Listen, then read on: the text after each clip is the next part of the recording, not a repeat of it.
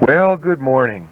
That's what it is for me here on top of Mount Shasta, just catching an early morning stretch and listening to the birds, watching the little animals kind of run across the ground there. They're kind of cute in the morning, very spry, high energy. And I'm getting ready here for Memorial Weekend. So I thought I'd say good morning on this wonderful day. The mist is rolling in across the mountain, and it's very, very peaceful. And I'm very thankful for that.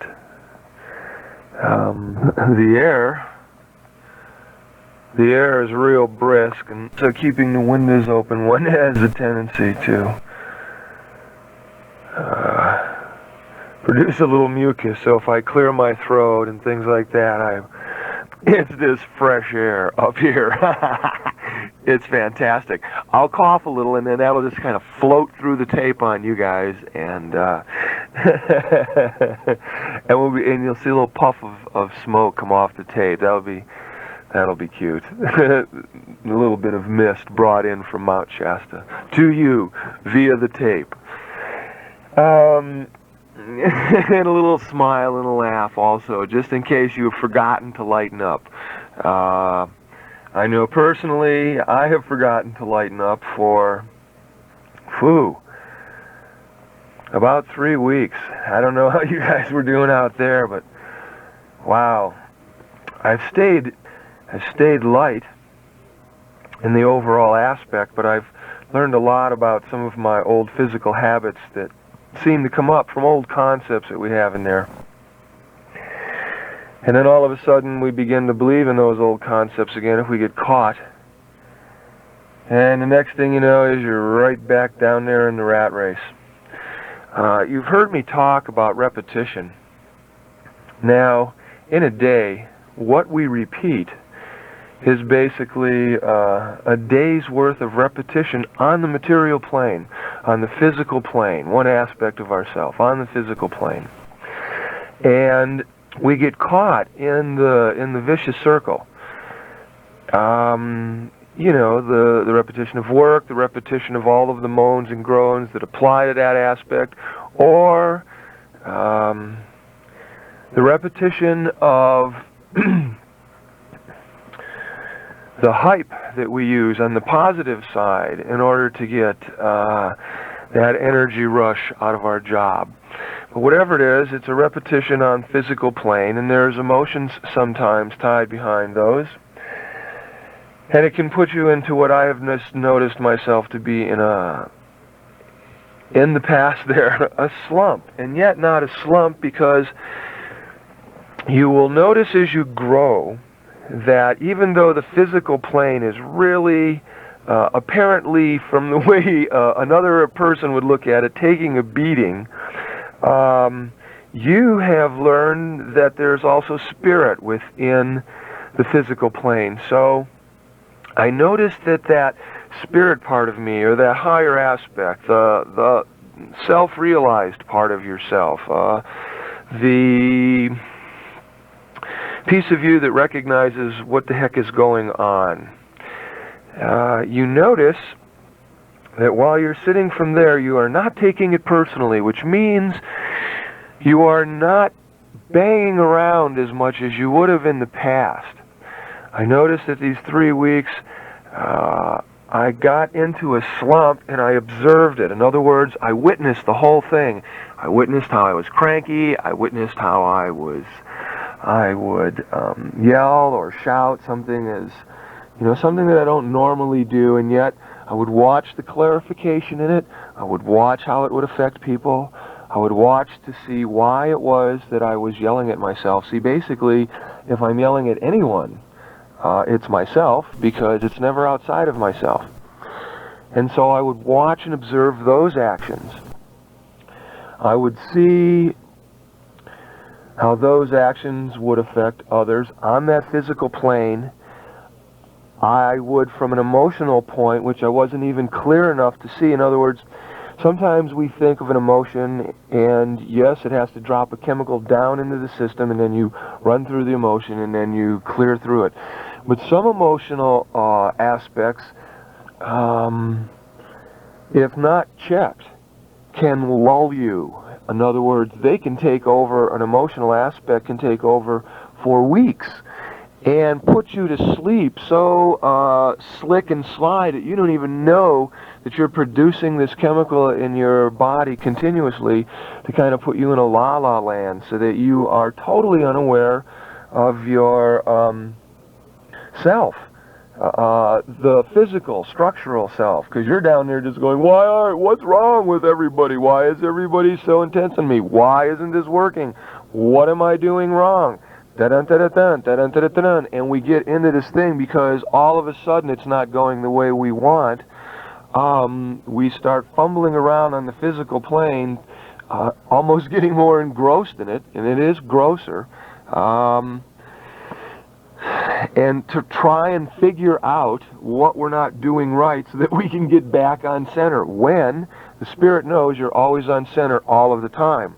So if you don't take it personal, you can stand back from the Spirit aspect and witness what you're doing, which gives you an unbelievable learning aspect for yourself.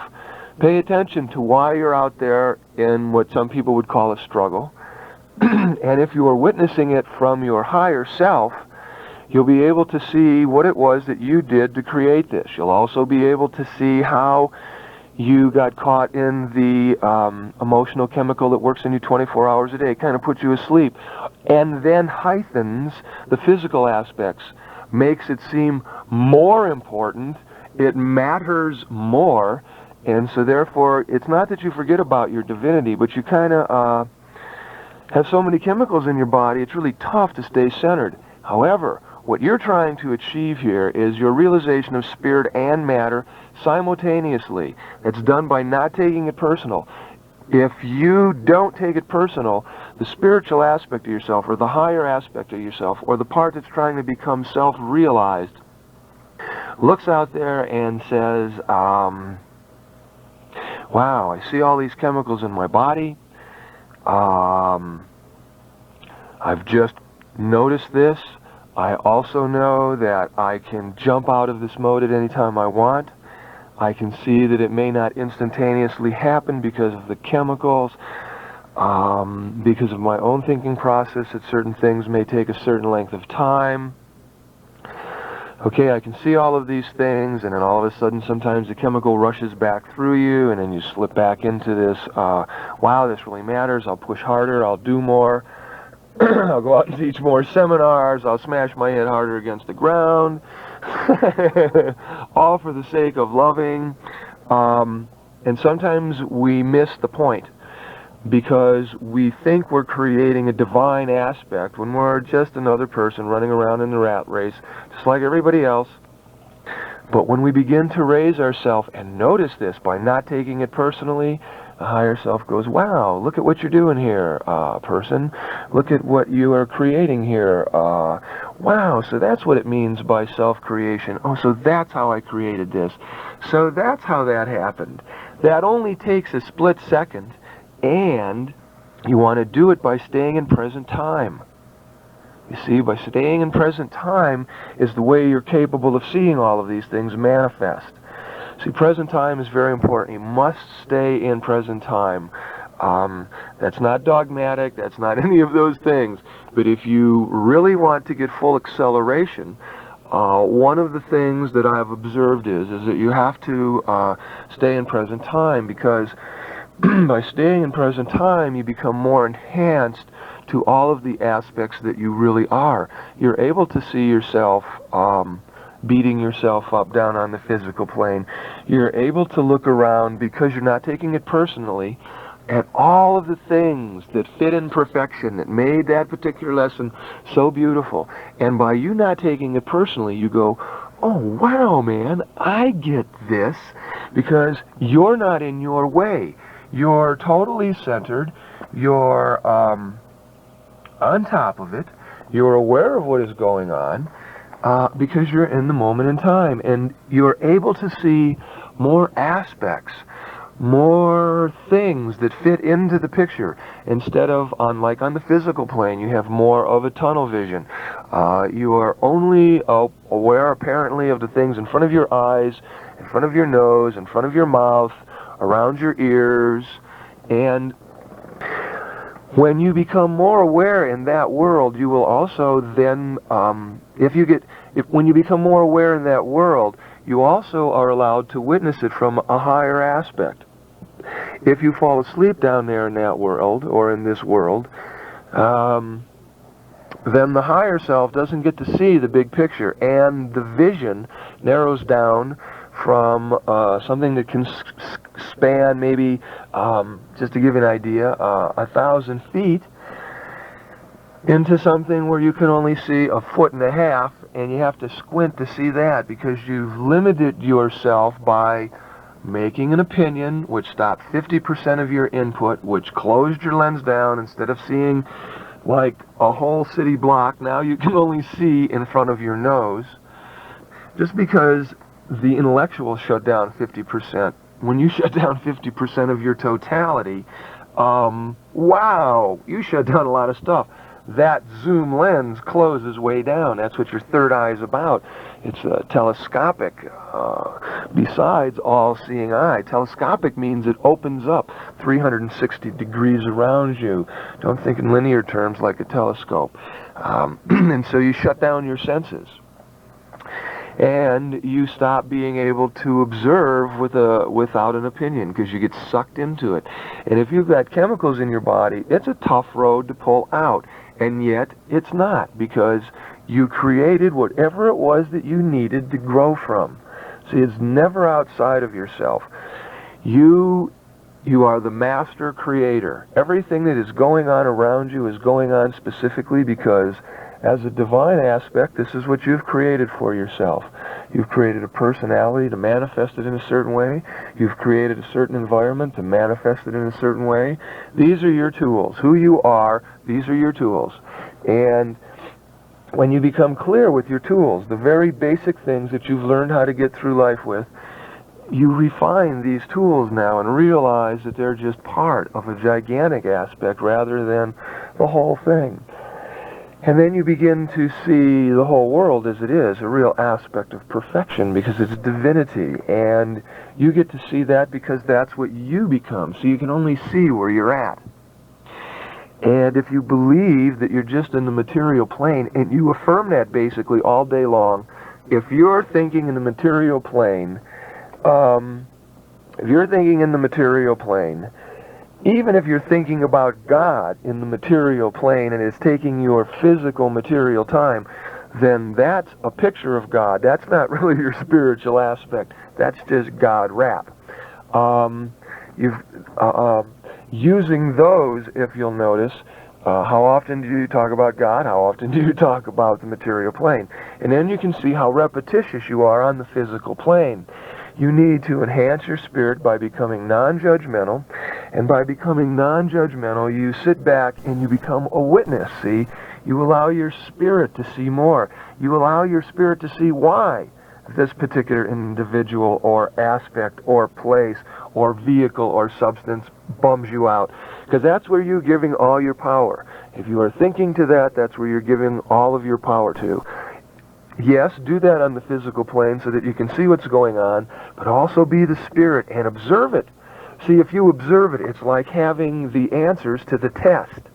See, going out in the world is the test, but if you can sit there and witness it, you got the answers to the test. All you have to do is become non-judgmental, and that's how that works. If you become non-judgmental, you begin to open yourself up. You begin to see why things happen, because all things are in perfection. See, when you're looking at them from the physical plane, by making a judgment, you've either seen it right or wrong, good or bad.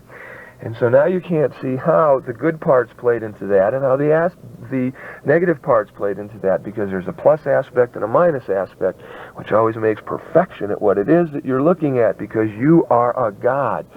Your vision, however, is shut or open depending on how many judgments, evaluations, and buying into the game you're going to make on the physical level, on the emotional level, on the mental level. Now the spirit, see, wants to witness all of this. The spirit is not one of those aspects. It's not physical, it's not emotional, it's not mental. It's all of those combined. It's sort of like the Trinity. It's all of that piece put together. And it oversees all three of those things. And different things connect these two bodies. Will connects these two bodies. Intuition connects these two bodies.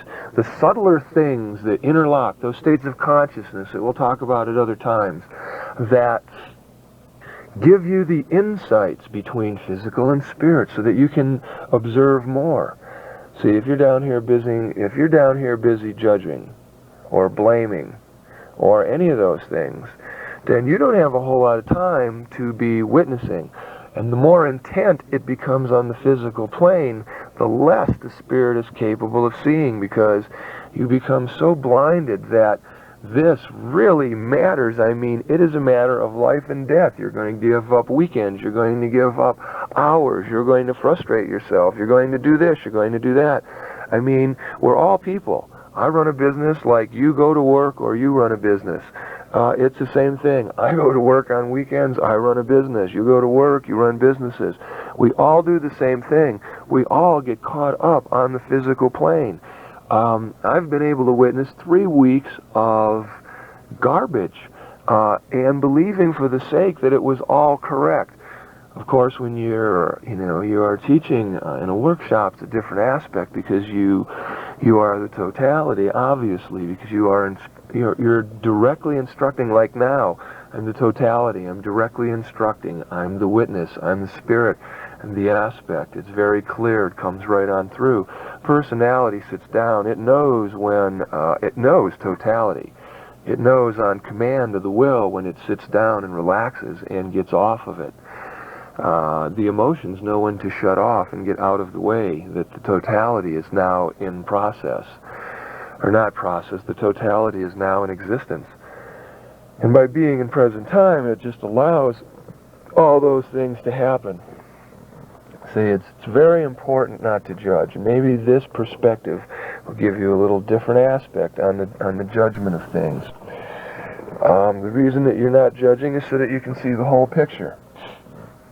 The thing that we do first is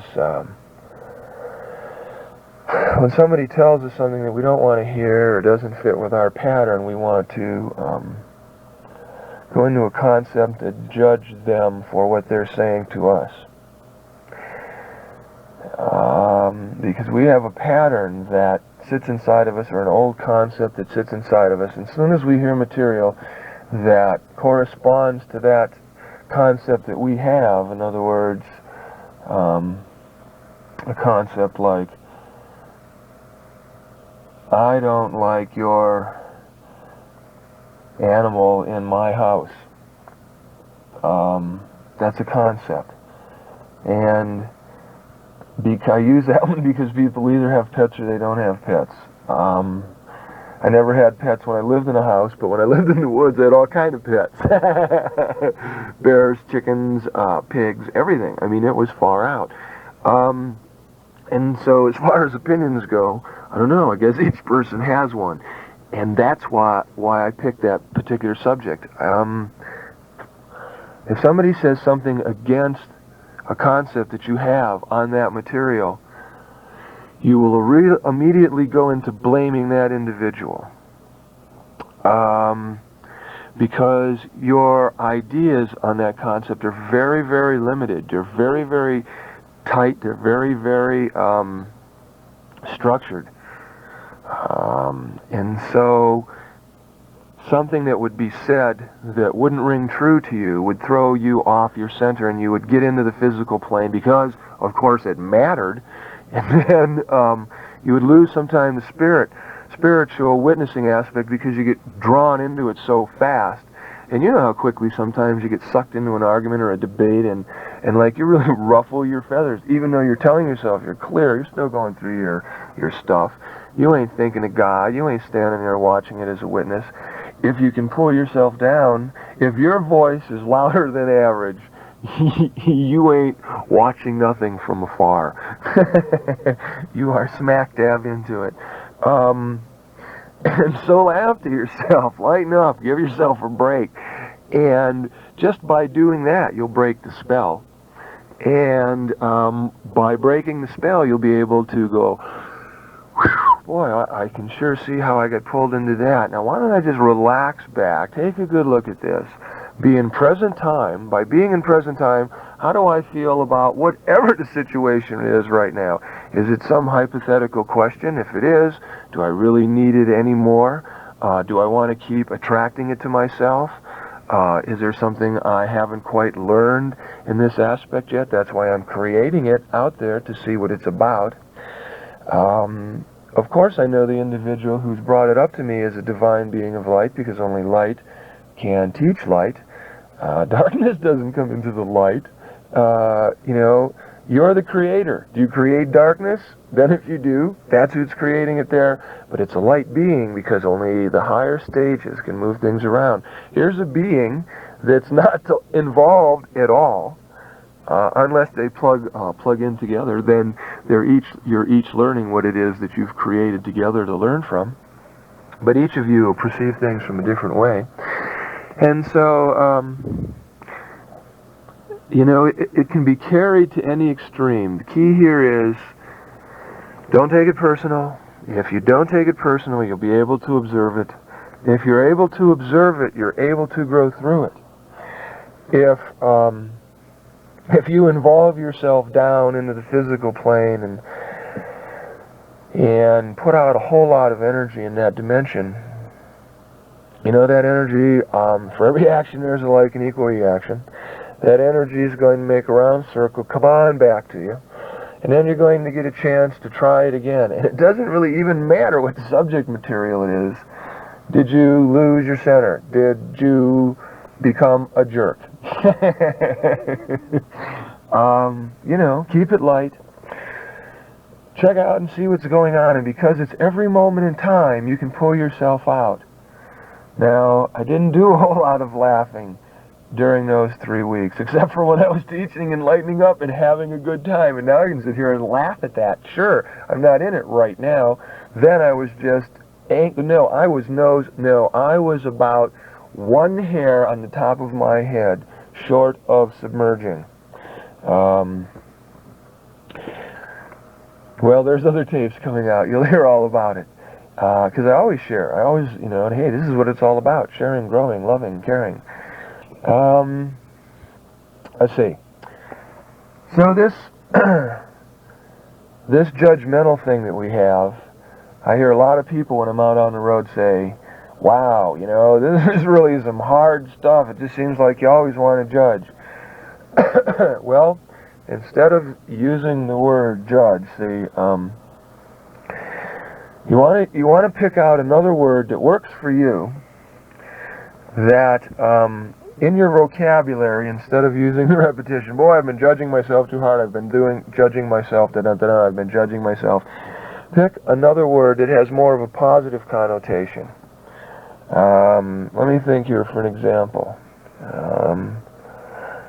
I've been really working on myself diligently. No, I've been really, that works. Or I would use, I've been really hard at play with myself lately. I've really been growing here lately, instead of using the word judgment, so that you can audibly hear some positive feedback, some positive sound. Your mental attitude of manifesting on the physical plane the highest thought without having to change the words as much as possible is another thing that would be helpful there. See, the mind and the physical have to work together. I know you've got to get the words to match what the mind is thinking, but the mind has to be repeating the thought all the time in order to get the words to change so that it starts to do what the mind is projecting out there, as long as you feel good about what's happening. There has to be a blending of these things. See, let me kind of put this together. In order to not judge, you can't take it personal. And so that's one key. You want to be able to witness and see from a broader sense of the term vision. You want to be able to perceive with totality. You have to do some sort of repetition form down on the physical plane to snap yourself out of the repetition that you're always on the physical plane. You want to raise into the spiritual plane, so therefore you want to have some repetition on witnessing through most of the day, so that you can get the habit of giving the mental mind, starting off with a few minutes, and into a few hours, and then into a half a day, and then into a whole day, where your higher aspect of the divine is constantly aware that it is divine while the physical plane is taking care of the physical plane. If you are in every moment in time, you'll see if you're out there making evaluations or judgments or learning and growing, or however you choose to start moderating the talk, so that you can physically structure yourself to be propelled back into the spirit automatically, programmed into you by yourself, by your repetition of thinking of yourself in terms of a witness, just being the observer throughout the day, starting to build a repetition from the spirit aspect, so that you can start seeing more of what is going on. When you see more of what is going on, you will find that you will be making less judgment, less evaluation, less playing time, less growing aspect on that one thing, and you will find that you won't be as hard on the physical unit. Now, not being as hard on the physical unit means that the aging process will start to slow down.